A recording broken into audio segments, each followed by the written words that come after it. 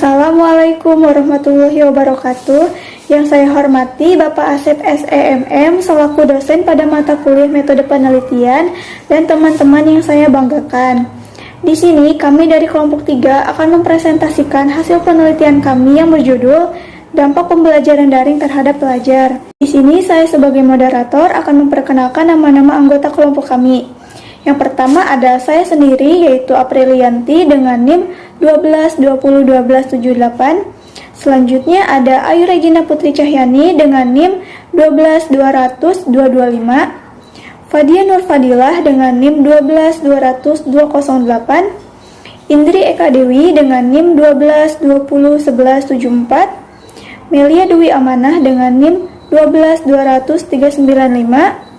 Nita Surya Wijayanti dengan NIM 12200-387 dan Puput Wulandari dengan NIM 1220043. Nama saya Ayu Regina Putri Cahyani, NIM 122000225. Bab 1 Pendahuluan.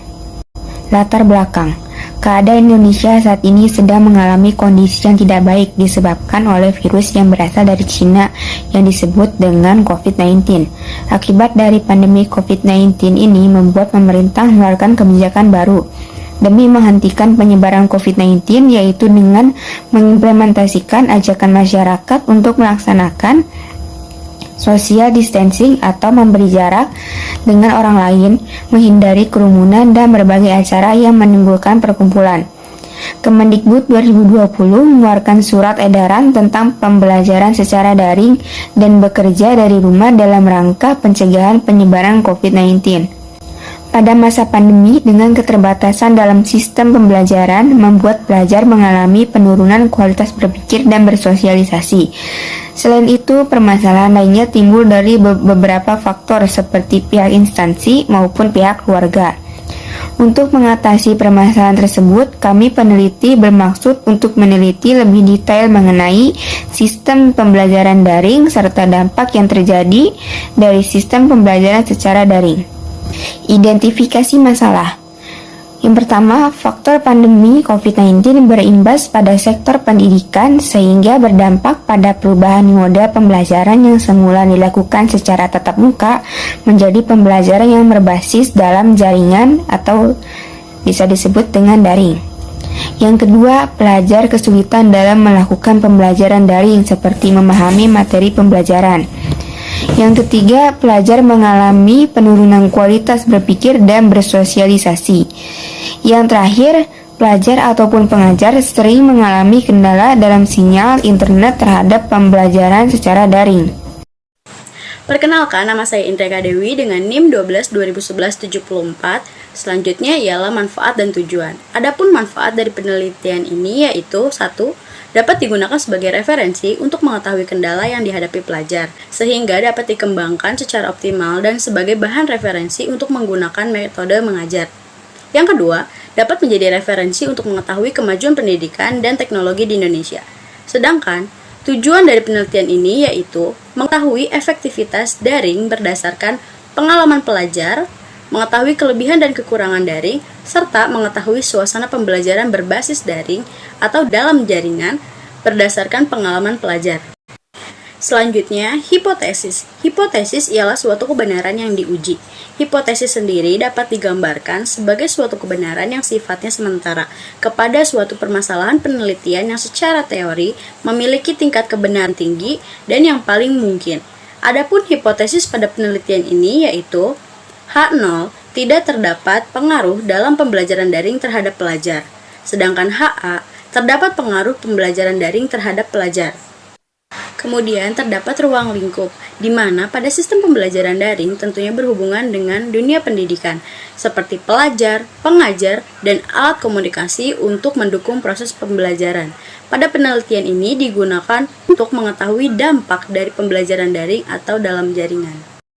Selanjutnya, bab 2 yaitu landasan teori. Menurut Marlena 2021, pembelajaran daring atau dalam jaringan merupakan pemanfaatan jaringan internet dalam proses pembelajaran. Dengan pembelajaran daring, pelajar memiliki kebebasan waktu dalam belajar.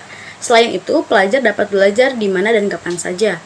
Pelajar dapat berinteraksi dengan pengajar menggunakan aplikasi seperti Google Classroom, video conference, maupun melalui WhatsApp Group. Perkenalkan, nama saya Puput Ulandari dengan NIM 12 2043. Di sini saya akan melanjutkan slide berikutnya. Pendidikan. Pendidikan adalah usaha sadar dan terencana untuk mewujudkan suasana belajar dan proses pembelajaran agar peserta didik secara aktif mengembangkan potensi dirinya untuk memiliki kekuatan spiritual agama, pengendalian diri, kepribadian, kecerdasan, akhlak mulia, serta keterampilan yang diperlukan dirinya, masyarakat, bangsa, dan negara. Undang-Undang Dasar Nomor 20 Tahun 2003. Kuesioner atau angket merupakan teknik pengumpulan data yang dilakukan dengan cara memberi pertanyaan atau pernyataan tertulis kepada responden untuk dijawabnya. Sugiono 2017-142. Populasi dan sampel. Menurut Sugiono 2019-126-127, populasi adalah wilayah generalisasi yang terdiri atas objek atau subjek yang mempunyai kuantitas dan karakteristik tertentu yang ditetapkan oleh peneliti untuk dipelajari dan kemudian ditarik kesimpulannya. Sampel adalah bagian dari jumlah dan karakteristik yang dimiliki oleh populasi tersebut. Prosedur pengambilan sampel yang digunakan dalam penelitian ini adalah non-probability dengan teknik purposive sampling. Selanjutnya, bab 3 adalah hasil dan pembahasan. Jenis penelitian. Penelitian ini menggunakan jenis penelitian kuantitatif. Metode penelitian kuantitatif digunakan untuk meneliti pada populasi atau sampel tertentu. Teknik pengambilan sampel pada umumnya dilakukan secara random, pengumpulan data menggunakan instrumen penelitian, analisis data bersifat kuantitatif atau statistik dengan tujuan untuk menguji hipotesis yang telah ditetapkan. Metode pengumpulan data. Teknik pengumpulan data yang kami gunakan dalam penelitian ini yaitu menggunakan teknik observasi dan kuesioner. Observasi adalah sebagai teknik pengumpulan data apabila diperlukan peneliti berkenaan dengan perilaku manusia, proses kerja, gejala-gejala alam, dan bila responden yang diamati tidak terlalu besar. Penggunaan teknik ini yaitu untuk mengetahui dampak pembelajaran daring terhadap pelajar. Kuesioner atau angket digunakan untuk mengetahui respon pelajar terhadap pembelajaran daring. Penggunaannya menggunakan Google Form untuk mengetahui respon pelajar. Perkenalkan, nama saya Amelia Dwi Amanah dengan NIM 122-00395. Di sini saya akan melanjutkan pembahasan sebelumnya yaitu populasi dan sampel. Yang pertama, populasi penelitian. Populasi dalam penelitian ini adalah pelajar dengan jumlah sebanyak 120 responden. Kemudian, sampel penelitian.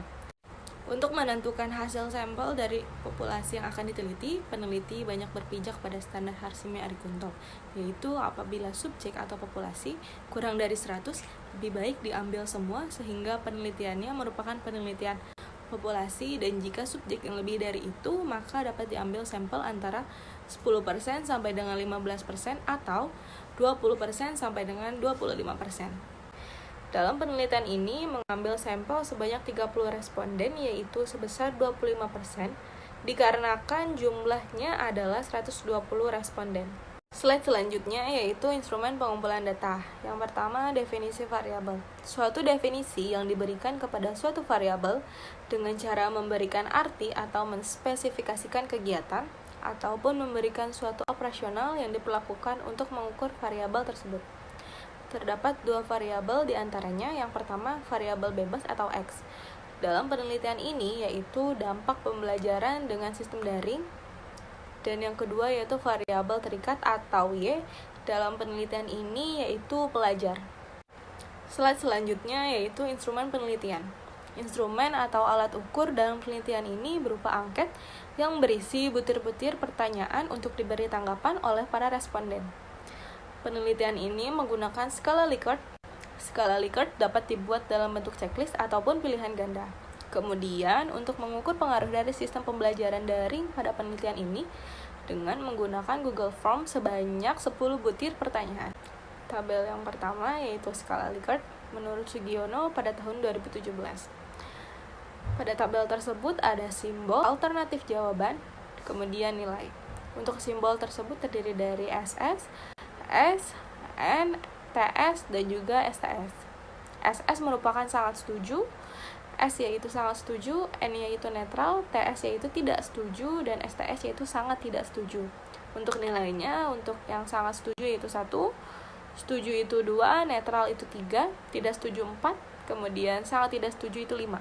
Tabel yang kedua yaitu kisi-kisi instrumen. Di dalamnya terdapat aspek, indikator, dan juga jumlah butir soal. Untuk aspek yang pertama yaitu sikap, memiliki 2 indikator. Yang pertama, respon mahasiswa atau siswa terhadap adanya pembelajaran daring dengan jumlah butir soal 4. Kemudian, interaksi antara pengajar dan juga pelajar dengan jumlah butir soal 2. Untuk aspek yang kedua yaitu media, memiliki 2 indikator. Yang pertama, media pembelajaran daring dengan jumlah butir soal 1. Kemudian, kendala yang dihadapi saat pembelajaran daring dengan jumlah butir soal 2. Kemudian, aspek yang ketiga yaitu ekonomi. Indikatornya, biaya yang dikeluarkan dalam pembelajaran daring, jumlah butir soalnya 1. Perkenalkan, nama saya Fadian Nur Fadilah dengan NIM 1220208. Di sini saya akan melanjutkan pembahasan mengenai analisa data. Yang pertama, saya akan menjelaskan mengenai uji validitas. Apa itu uji validitas? Uji validitas yaitu berguna untuk mengetahui kevalidan atau kesesuaian angket yang digunakan oleh peneliti untuk memperoleh data dari para responden atau sampel penelitian hasil olah data angket, yaitu 30 data pembelajaran daring menggunakan SPSS. Nah, di sini kami menyantumkan tabel dalam perhitungannya menggunakan SPSS. Kemudian terdapat N, yaitu jumlah respondennya 30, dan X11 sampai dengan X110, yaitu jumlah pernyataan kuesioner. Selanjutnya, nilai uji validitas dikatakan valid apabila nilai R hitung lebih besar dari nilai R tabel. Begitupun juga sebaliknya. Nah, apabila nilai R hitung lebih kecil dari R tabel, maka dikatakan tidak valid. Nah, di sini kami menggunakan perhitungan dari R tabel, yaitu dengan rumus DF sama dengan N-2. N-nya itu adalah jumlah responden, yaitu 30. Jadi, 30 dikurangi 2 sama dengan 28. Kemudian kita ambil contoh pada bagian X11, yaitu variabel 1, pertanyaan pertama. Untuk perhitungannya adalah R hitung sama dengan 0,829. Kenapa 0,829?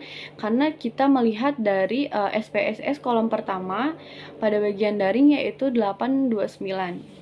R tabelnya yaitu 0,361 atau nilai signifikasinya yaitu 0,05. Nah, di sini kami mengambil dari tabel signifikasi untuk uji 2 arah. Yang kedua adalah uji reabilitas. Untuk uji reabilitas ini dilakukan setelah melakukan uji validitas. Kemudian, apabila pernyataan sudah valid, barulah dilakukan uji reabilitas. Nah, variabel dikatakan lulus uji reabilitas apabila nilai Cronbach alfanya yaitu lebih besar dari 0,60. Selanjutnya, untuk dasar pengambilan keputusan pada uji reabilitas yaitu yang pertama, jika nilai Cronbach alfanya lebih besar dari 60, maka kuesioner atau angket dinyatakan valid atau konsisten.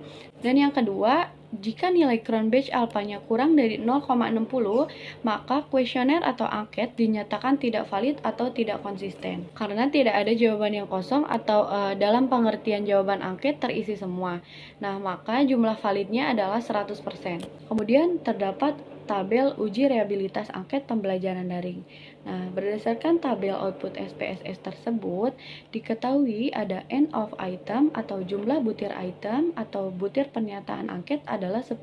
Uji reabilitas statistik angket pembelajaran daring memiliki nilai Cronbach alfanya yaitu 0,784. Nah, karena nilai Cronbach alpha 0,784 lebih besar dari 0,60 sebagaimana dasar pengambilan keputusan dalam uji reabilitas. Kemudian dapat disimpulkan bahwa 10 item pernyataan kuesioner pada variabel X adalah reliable atau konsisten.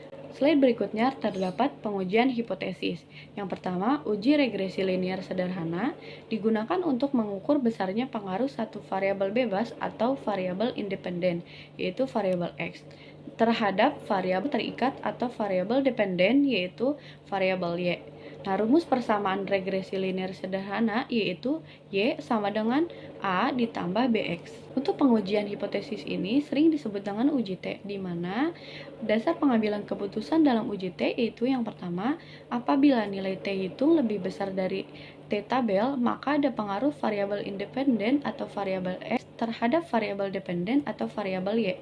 Yang kedua, apabila nilai T hitung lebih kecil dari T-tabel, maka tidak ada pengaruh variabel independen atau variabel X terhadap variabel dependen atau variabel Y. Perkenalkan, nama saya Nita Surya Wijayanti, NIM 1220387. Di sini saya akan menjelaskan untuk tabel yang kelima, hasil analisis persamaan regresi linear sederhana. Di sini sudah ada gambar untuk tabel yang kelima, yaitu koefisien. Model yang pertama yaitu konstan. B nilainya min 5,589, standar errornya nilainya 2961, betanya kosong, T-nya min 1,887, signya nilainya 070. Untuk model daring yaitu B-nya nilainya 1,109, standar errornya nilainya 080, betanya nilainya 934, T-nya nilainya 13,889, signya nilainya 000. Dari hasil SPSS di atas, diketahui nilai T hitung sebesar 13,889, sedangkan nilai T-table 0,361 dilihat banyaknya N atau responden karena nilai T hitung lebih besar T-table yaitu 13,889, lebih besar 0,361, sehingga dapat disimpulkan bahwa HO ditolak dan HA diterima, yang berarti terdapat pengaruh sistem pembelajaran daring terhadap pelajar. Selanjutnya yaitu koefisien determinasi. Di sini ada tabel yang keenam, hasil analisis koefisien determinasi. Di sini sudah ada gambar tabel untuk model summary. Model yang pertama yaitu R dengan nilai 934A, R square nilainya 873, adjust R square nilainya 869, standard error of the estimates nilainya 3,736. Dari hasil tabel di atas, R atau koefisien regresi menjelaskan bahwa terdapat pengaruh sistem pembelajaran daring terhadap pelajar yaitu sebesar 0,934, sedangkan R square atau R2 sebesar 0,873. Nilai ini mengandung arti bahwa pengaruh pembelajaran daring atau X terhadap pelajar atau Y adalah sebesar 87,3%, sedangkan sisanya 12,7% dipengaruhi oleh faktor yang tidak diteliti. Selanjutnya yaitu dampak dari pembelajaran secara daring. Di sini ada 5 poin. Yang pertama yaitu beberapa kendala yang sering terjadi saat pembelajaran daring. Yang A, WiFi error atau sinyal internet. Yang B, pembangunan infrastruktur jaringan internet yang tidak merata. Yang C, keterbatasan waktu dan biaya dalam pembelajaran daring. Poin yang kedua yaitu beberapa alasan mengenai pembelajaran dengan sistem daring dapat dikatakan mudah atau sulit. Yang A, sulit karena tidak semua materi bisa diserap dengan baik. Yang B, sulit karena kemampuan belajar dan bersosialisasi yang menurun. Yang C, mudah dilakukan di mana dan kapan saja. Yang D, mudah karena materi pembelajaran dapat dipelajari kembali. Poin yang ketiga yaitu beberapa interaksi antara pengajar dan pelajar dalam pembelajaran sistem daring. Yang A, relatif atau tergantung bahwa bawaan pengajar dalam penyampaian materi. Yang B, kurang efektif dan terkadang terjadi miskomunikasi. Yang C, kurangnya interaksi karena pelajar enggan untuk mengajukan pertanyaan. Poin yang keempat, beberapa dukungan orang tua terhadap sistem pembelajaran daring. Yang A, mendukung dalam situasi pandemi untuk mengurangi penyebaran virus. Yang B, selalu mendukung baik kegiatan daring maupun luring. Yang C, tidak mendukung karena lebih banyak biaya yang harus dikeluarkan. Poin yang kelima yaitu berdasarkan riset yang sudah dilakukan, terdapat nominal yang dikeluarkan untuk pembelajaran daring dalam masa pandemi rata-rata yaitu kisaran Rp50.000 sampai Rp450.000. Bab 4 penutup. Kesimpulan. Dari pembahasan di atas diperoleh data bahwa pengaruh pembelajaran daring terhadap pelajar adalah signifikan.